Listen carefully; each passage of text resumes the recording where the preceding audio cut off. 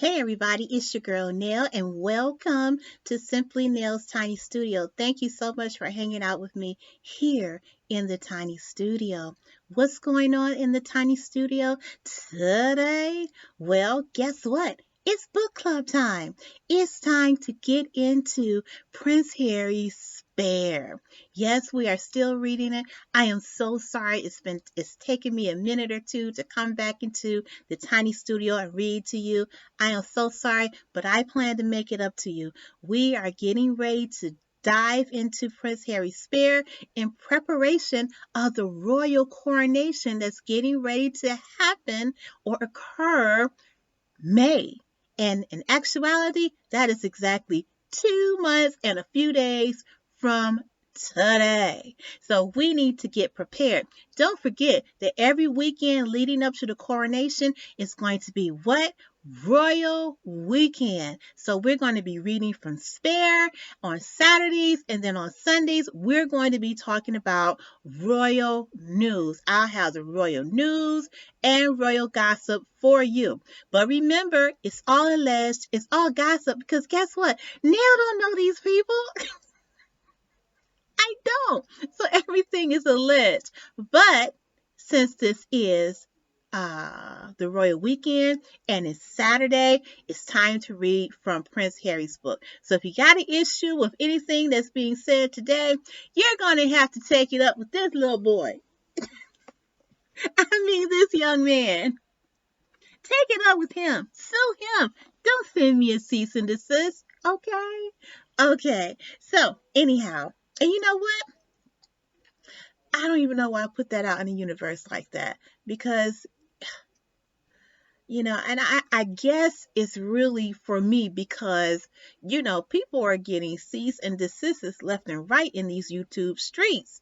And I am not that type of YouTuber. I try to keep my channel a little bit, away from a lot of the fray when it comes to certain topics, such as, reality TV and things of that nature. Because to me, that seems to be where a lot of ridiculousness takes place.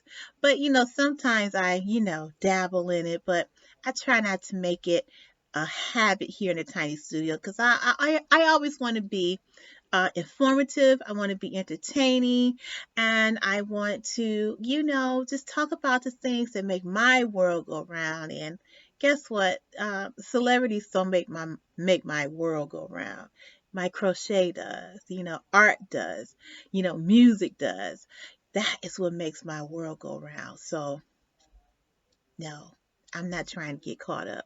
But that's neither here nor there. The last time we were in a tiny studio, we were discussing the fact that Prince Harry is 12 years of age.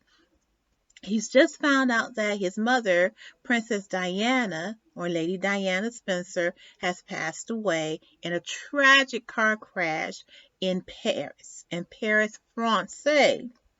And he is trying to process this, but the adults around him seem to not be of much assistance when it comes to trying to help a child that has so tragically lost their mother, the person who was their nurturer, the person who loves on them. All of those things Princess Diana was to her sons. And particularly this son right here, whom we are talking about today, who is Prince Harry. So let's get back into the book. Let's finish listening to his recollections of what happened that tragic day in, I believe it was 1998. Let's check it out.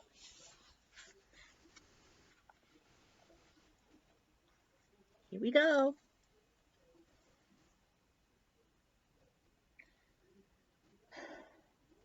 There was some discussion about the next day's funeral. Per the latest plan, the coffin will be pulled through the streets on a horse-drawn carriage by the king's troop while Willie and I followed on foot. It seemed a lot to ask of two young boys. Several adults were aghast. Mummy's brother, Uncle Charles, raised hell. You can't make these boys walk behind their mother's coffin. It's barbaric. An alternative plan was put forth. Willie would walk alone. He was 15 after all. Leave the younger one out of it. Spare the spare. This alternative plan was sent up the chain. Back came the answer. It must be both, Princess. To garner sympathy, presumably. Uncle Charles was furious, but I wasn't. I didn't want Willie to undergo an ordeal like that without me. Had the roles been reversed, he'd never have wanted me, indeed allowed me to go it alone. So, come morning, bright and early, off we went all together. Uncle Charles on my right, Willie to his right, followed by Grandpa. And on my left was Pa. I noted at the start how serene Grandpa looked, as if this was merely another royal engagement. I could see his eyes clearly because he was gazing straight ahead. They all were. But I kept mine down on the road. So did Willie. I remember feeling numb. I remember clenching my fist. I remember keeping a fraction of Willie always in the corner of my vision and drawing loads of strength from that. Most of all, I remember the sounds, the clinking bridles and clopping hooves of the 6 sweaty brown horses, the squeaking wheels of the gun carriage they were hauling. A relic from the First World War, someone said, which seemed right, since Mummy, much as she loved peace, often seemed a soldier, whether she was warring against the Paps or Pa. I believe I remember those sounds for the rest of my life because they were such a sharp contrast to the otherwise all-encompassing silence. There wasn't one engine, one lorry, one bird. There wasn't one human voice, which was impossible because 2 million people lined the roads. The only hint that we were marching through a canyon of humanity was the occasional wail. After 20 minutes, we reached Westminster Abbey. We filed into a long pew. The funeral began with a series of readings and eulogies, culminated with Elton John. He rose slowly, stiffly, as if he was one of the great kings buried for centuries beneath the abbey, suddenly roused back to life. He walked to the front, seated himself at a grand piano. Is there anyone who doesn't know the song that he sang, Candle in the Wind, a version he reworked for Mummy? I can't be sure the notes in my head are from that moment or from clips I've seen since.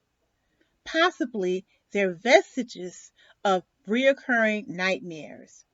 But I do have one pure, indisputable memory of the song climaxing and my eyes starting to sting and tears nearly falling. Nearly. Towards the end of the service came Uncle Charles, who used his allotted time to blast everyone, family, nation, press, for stalking Mummy to her death. You could feel the Abbey, the nation outside, recoil from the blow. Truth hurts. Then 8 Welsh guards moved forward, hoisted the enormous lead-lined coffin, which was now draped in the royal standard, an extraordinary break with protocol. The royal standard was always reserved for members of the royal family, which I've been told Mummy wasn't anymore. Did this mean she was forgiven by Granny?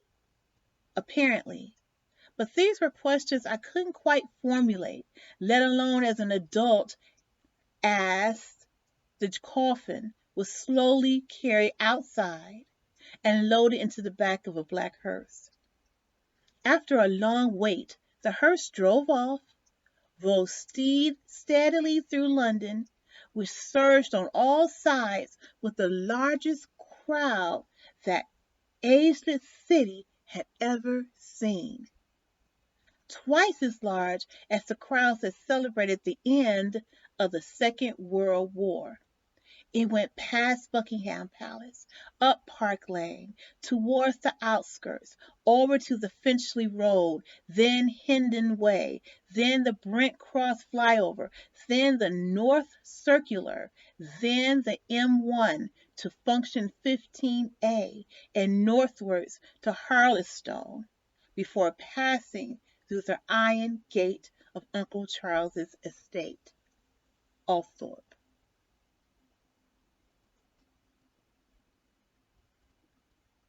This was very detailed, very, very detailed. And I remember that day of Princess Diana's funeral. It was a very, very, very touching funeral, very sad funeral. And I remember watching um, William and Harry walking behind their mother's walking behind the carriage that that held their mom's um, coffin, and I just remember thinking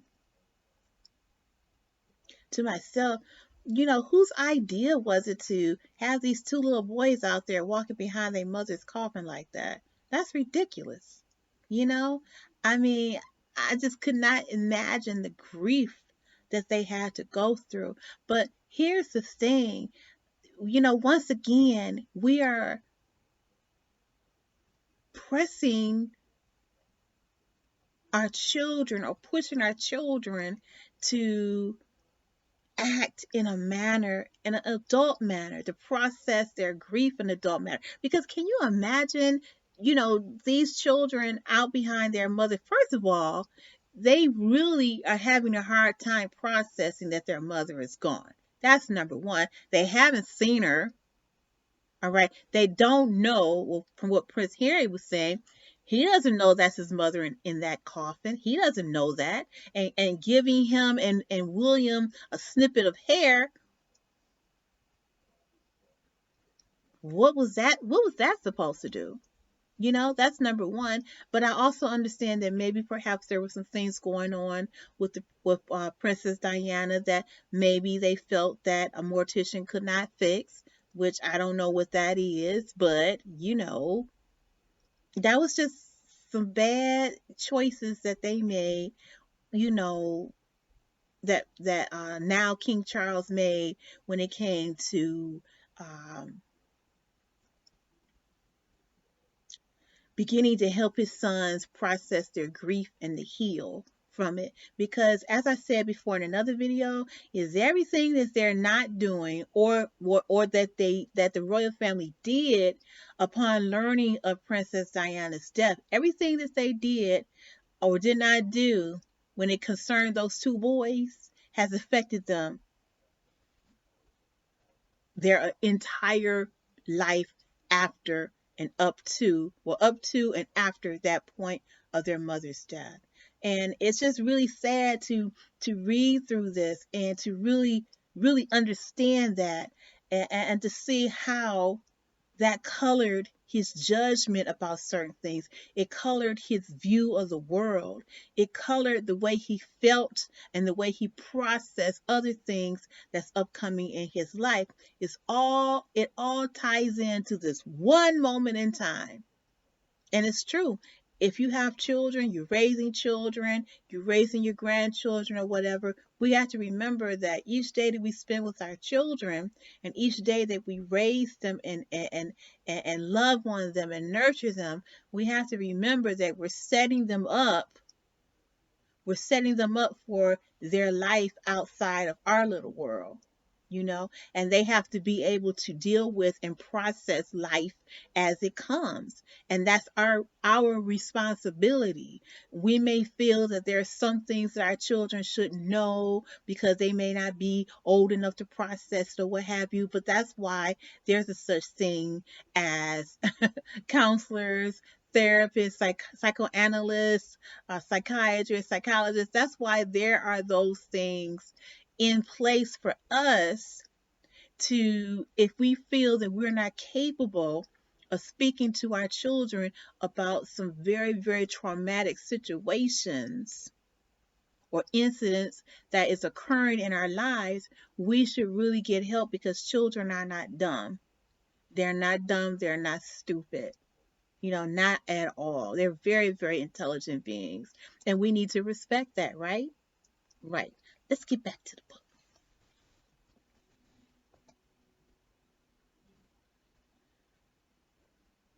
Willie and I watched most of that car ride on TV. We were already at Althorpe. We'd been speeded along, so it turned out there was no need to hurry.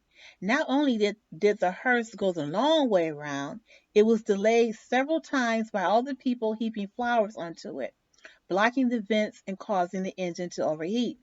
The driver had to keep pulling over so the bodyguard could get out and clear the flowers off the windscreen. The bodyguard was Graham. Willie and I liked him a lot. We always called him Crackers, as in Graham Crackers. We thought that was hysterical.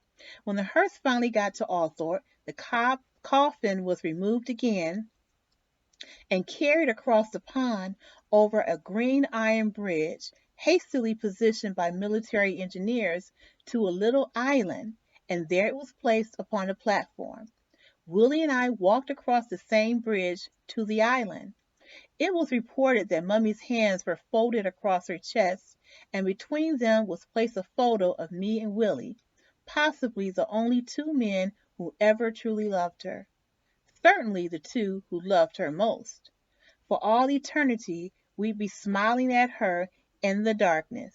And maybe it was this image, as the flag came off and the coffin descended to the bottom of the hole, that finally broke me. My body convulsed, and my chin fell, and I began to sob uncontrollably into my hands. I felt ashamed of violating the family ethos, but I couldn't hold it in any longer.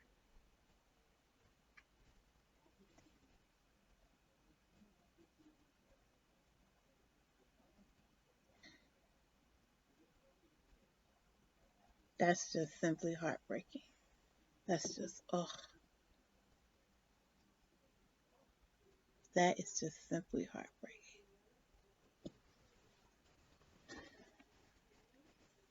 It's okay, I reassured myself. It's okay. There aren't any cameras around. Besides, I wasn't crying because I believed my mother was in that hole or in that coffin. I promised myself I'd never believe that, no matter what anyone said. No, I was crying at the mere idea. It would just be so unbearably tragic, I thought, if it was actually true. Then everyone moved on. The family went back to work, and I went back to school, same as I did after every summer holiday.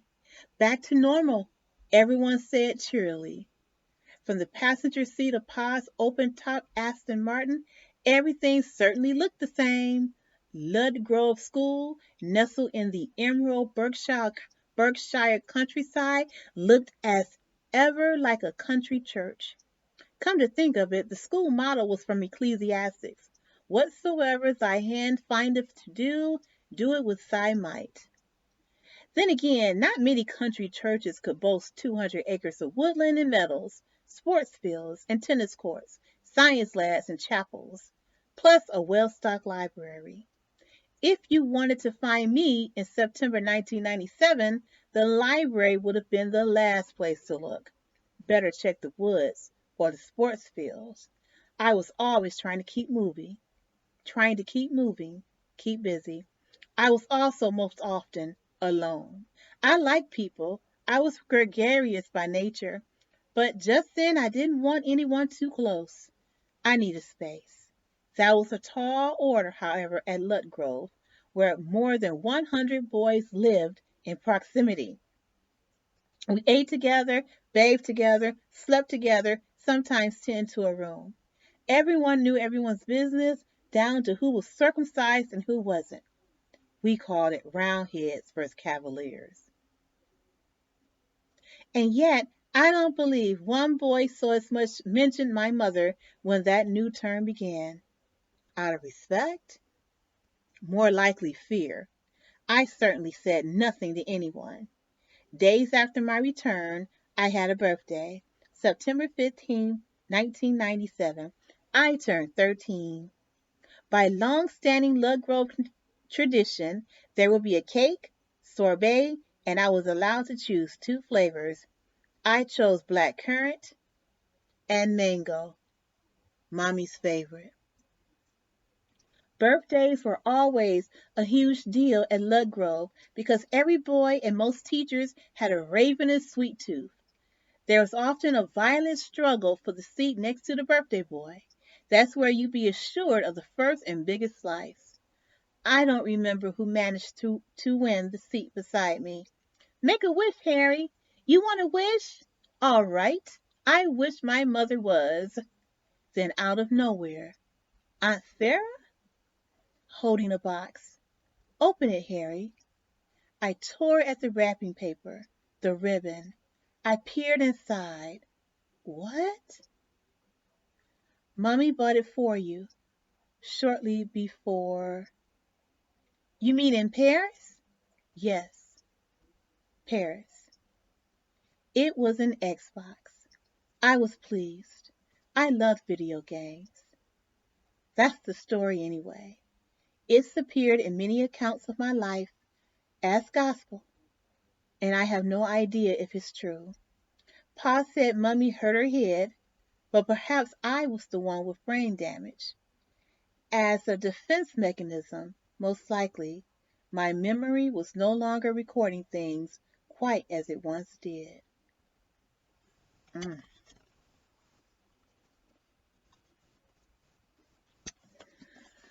Whew. So what you think? Very, very interesting, isn't it?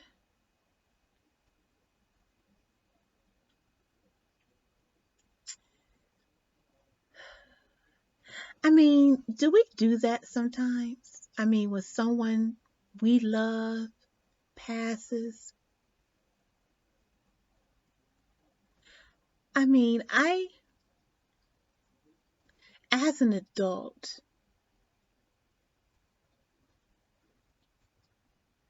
I have to say that yes, when I've lost people that were close to and really, really loved, sometimes it was easier to just move on and not talk about it because it hurt so bad, you know, and just process it on a moment to moment basis.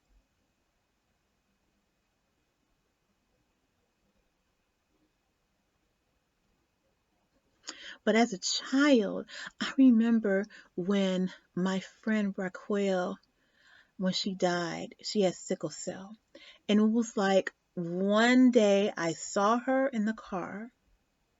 She had just got home from Children's Hospital, and she looked really tired. She looked bad.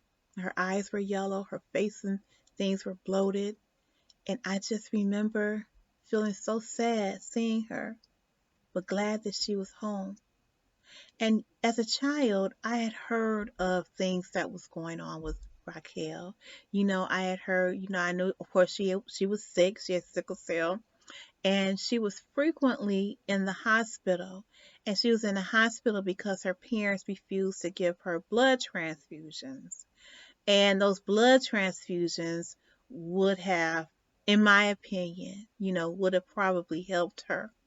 I have known other people with sickle cell who were able to live a longer life because when they were children, they were given the blood, and that's what your body needs is the blood, new blood, to be able to fight off the sickle cell that is or that reproduces itself in a person who's afflicted with its blood. And so I remember, there being court cases all the time with her. Her parents, the hospital and the courts taking over guardianship and giving her blood and things of that nature. It was like a big thing, when I was coming up. And then, she died.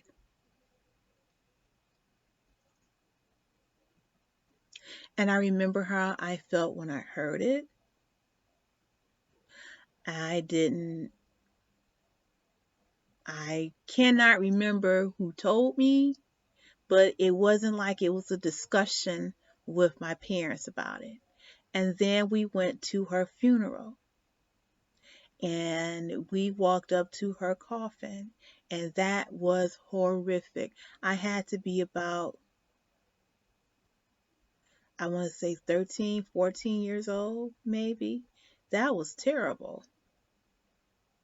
And then I do remember my parents saying, or my dad saying, don't be crying because she's going to be resurrected. Don't cry.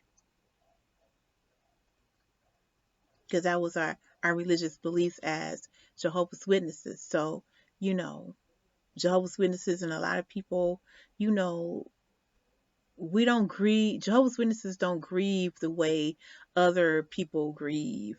Crying is seen as if there's a lack of faith in you, because if you believe that God is going to resurrect your loved one, why are you crying? You're going to see him again. But the fact of the matter is, you just lost someone that you really deeply cared about, and you're not going to see them anymore, not anytime soon. So it's very painful and it's hurtful. And when you grieve, when you're really in the process of not grieving, and then everybody just goes on with their life, it's really, not cool. It's really not cool. And that's not a healthy way to grieve. But I do understand that there are parents who feel like they don't know what else to do, because they are, grieving too.